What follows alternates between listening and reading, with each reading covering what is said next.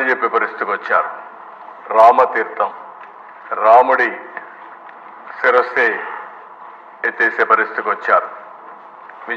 విజయవాడ దుర్గమ్మ ఆలయంలో వెండి సింహాలు మాయమైపోయినాయి. మంత్రాలయంలో లక్ష్మీ నరసింహస్వామి ఆలయంలో నాగ శిరస్సు దెబ్బతినింది.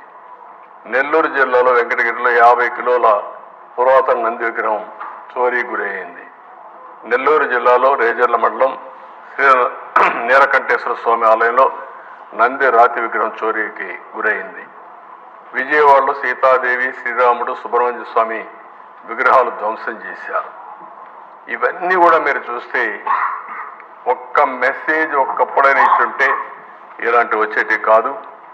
మేము రామతీర్థంలో ఇది జరిగిందని ఫ్యాక్ట్ ఫైండింగ్ కోసం మేము వెళితే నా మీద అచ్చెన్నాయుడు పైన, కళా వెంకట్రావు, అశోక్ అందరిపైన కేసులు పెట్టే పరిస్థితికి వచ్చారు.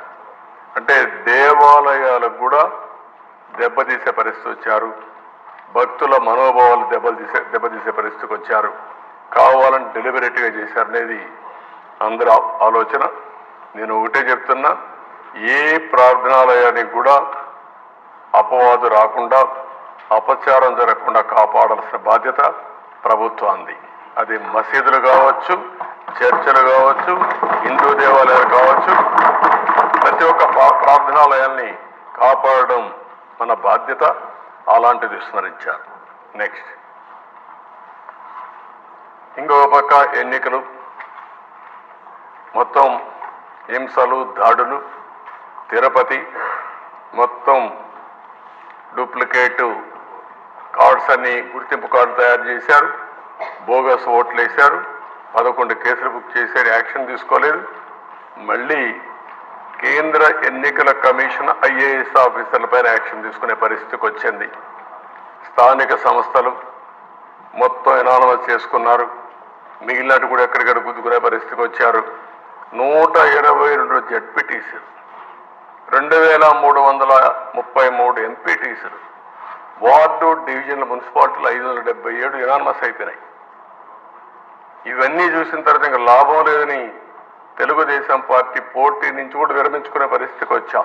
నా జీవితంలో 45 సంవత్సరాలుగా ఫస్ట్ టైం ఎన్నికల్లో పోటీ చేయొద్దని చెప్పిన సందర్భం ఉందంటే అది మొన్న జరిగిన ఎన్నికలే. అంత అరాచకాలు జరిగాయి.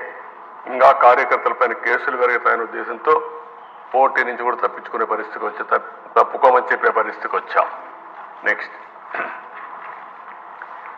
ఇకపోతే ఎన్నికల కమిషన్, నిమ్మగడ్డ రమేష్ కుమార్ కడాన ఆయన మీద దాడి చేస్తా ఉంటే కుటుంబానికి కూడా రక్షణ లేకపోతే కేంద్రాన్ని అడిగి సెక్యూరిటీ తెప్పించుకున్న పరిస్థితి. ఒక స్వేచ్ఛగా ఎన్నికలు కండక్ట్ చేయవలసిన ఎన్నికల కమిషన్కే రక్షణ లేదంటే ఇంక ఈ రాష్ట్రంలో ఓటర్ ఏ విధంగా ఉంటారు, పోటీ చేసిన అభ్యర్థులు ఏ విధంగా ఉంటారు మనం ఆలోచించుకోవాల్సిన అవసరం ఉంది. ఏపీపీఎస్సీ చైర్మన్ కూడా అదే పరిస్థితి.